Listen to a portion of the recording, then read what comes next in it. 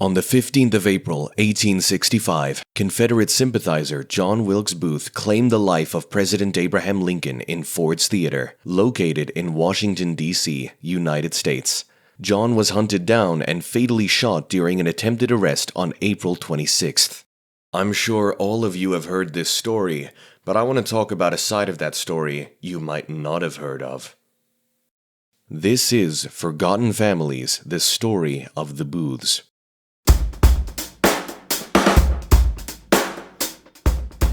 First things first, John came from a family of players. No, not that kind of player. Yeah, that's what I'm talking about. People who act in plays.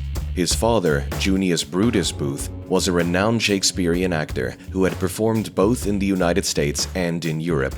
Unfortunately, he was also a very troubled man who suffered from alcoholism and severe mental health issues. He also cheated on his first wife before eloping to the US with his new lover, leaving both his ex and his son behind in England to fend for themselves. So maybe don't feel too bad for this guy. I don't have time to tell you everything there is to know about this dude, but there is a whole lot more, so feel free to check my sources in the description for more info. Junius died of dysentery in 1852, but three of his children, John Wilkes Booth, Junius Brutus Booth Jr., and Edwin Booth, decided to continue his acting legacy, with some finding more success than others. Just as a quick side note, Junius had more children than just these three, but in this next section, I'm mostly going to be focusing on them because of the sheer amount of information that is available, as well as their connection to John Wilkes specifically.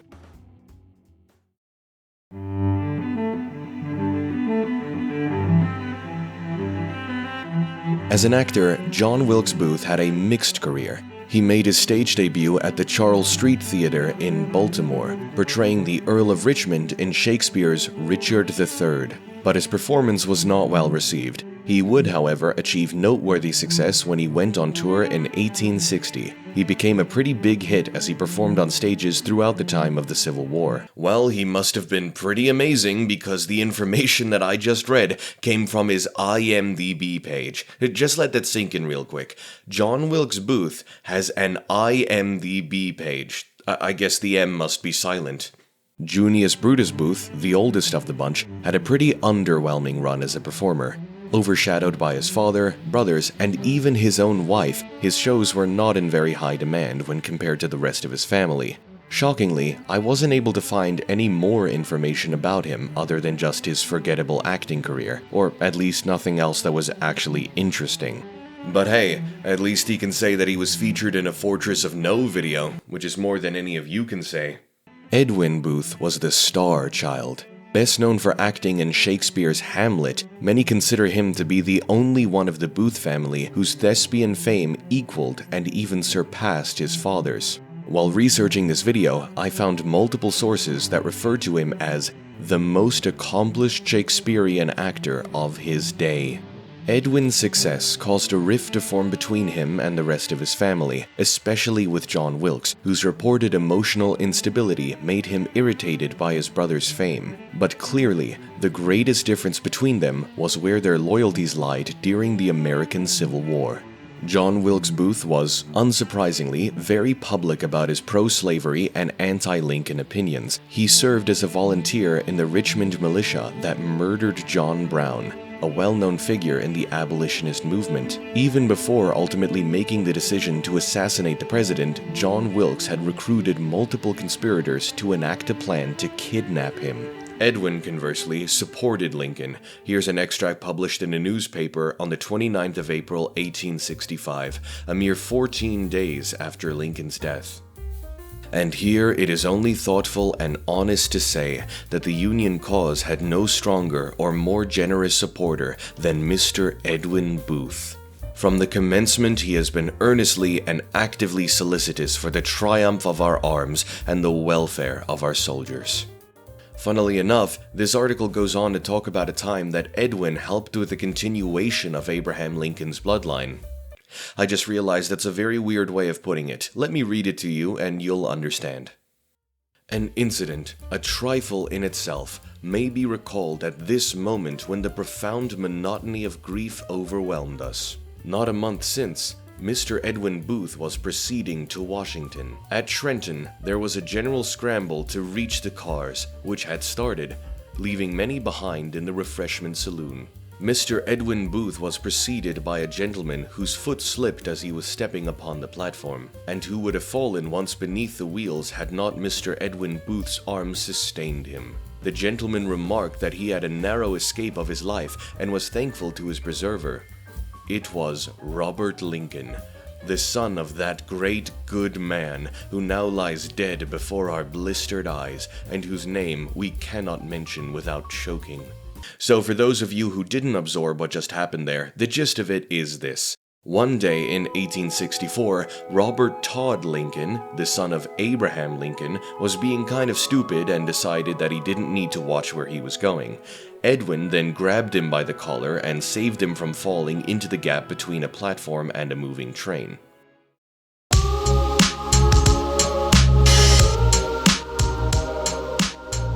The last member of the Booth family tree that I want to talk about is Asia Booth Clarke, John's older sister. A great deal of what we know about John Wilkes Booth is actually thanks to her. See, out of all of John's siblings, she was arguably the closest to him. Years after the presidential assassination, Asia would write the memories of her brother in a book that is today known as John Wilkes Booth, A Sister's Memoir. This book contains events from John Wilkes' childhood, insight regarding the kind of person that he was, and even provides extra details about his treason, as well as the effects that his actions had on the Booth family. As Asia laid upon her deathbed in 1888, she handed over her memoir to English novelist Benjamin Fargen. In this memoir, she talks about John on a very personal level. It contains details like, he preferred hardwood floors to carpet for the smell of the oak, and sunrises to sunsets which were too melancholy. I've wondered about why Asia wrote these papers. Was it because she loved her disgraced little brother so much that she couldn't bear the thought of his lowest moment being the only thing that he's remembered for? Was it because she was just so desperate to save the family name for the sake of the siblings who were still alive? Most experts I've seen seem to think that it's a combination of the two, but me personally, all I can do is speculate. There is so much that I can tell you about Asia and her memoirs, but I don't have the time to go through all of it. I highly recommend that you read this Smithsonian Magazine article if you want to find out more. I have the article and her actual memoir linked in the description below. Now, you might be wondering what happened to John Wilkes' family after the Lincoln assassination.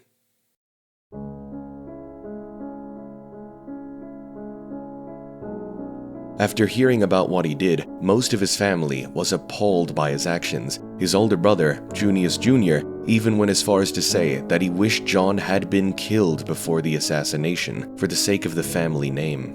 While extreme, I can sort of understand this sentiment, as Junius Jr. was also arrested and briefly imprisoned on the same day that his brother was found and killed by the authorities.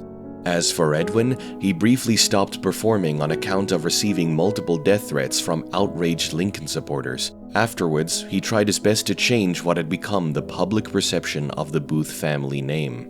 He built a theater, which he super creatively dubbed Booth Theater, and established his own private social club whose members included Mark Twain, Nikola Tesla, and General William T. Sherman. Sorry, I just love how they tried to sneak in General Sherman's name in here alongside the rest of them, as if he's on the same level of fame. I can speak on behalf of all non-Americans everywhere when I tell you he most certainly is not. But Edwin's efforts turned out to be fruitless. John Wilkes completely tarnished his family's legacy. To put this into perspective, imagine if Liam Hemsworth decided to slay the Prime Minister of Australia. Right now, the Hemsworths are, at least in my opinion, Australia's most famous family of actors, with Chris clearly being the most famous-iest. But in 150 years, Liam's actions might be the only thing that they are known for. On the flip side, it would definitely be the only thing that the Prime Minister of Australia is known for. I mean, come on, how many of you even know who the Australian head of state is right now? I'll give you 3 guesses as to who it is. You don't know who it is, do you? But that's okay. It's actually amazing that this didn't happen to Lincoln. I mean, this man was so incredible that somehow the most noteworthy part of his life is not the time that he got capped by a theater kid. As for Asia, she would go on to write her memoir. She would also continue writing the biography that she and her brother John had been working on about their father. She was also put under house arrest for a while because she was found in possession of letters that were sent to her by John, and after that time she converted to Catholicism, moved to England with her husband and children, and formally renounced the United States. Hey guys, I just wanted to take a minute to say thank you to everyone who watched this video. Thank you to everyone who is still here after all this time. I mean, yeah, man, it's been a rough year, but hey, I'm feeling fresh, and there is more content on the way soon, I promise you that, so be on the lookout. And yeah, I guess if you liked the video, leave a like, subscribe, and yeah, cheerio, Fortress Dwellers.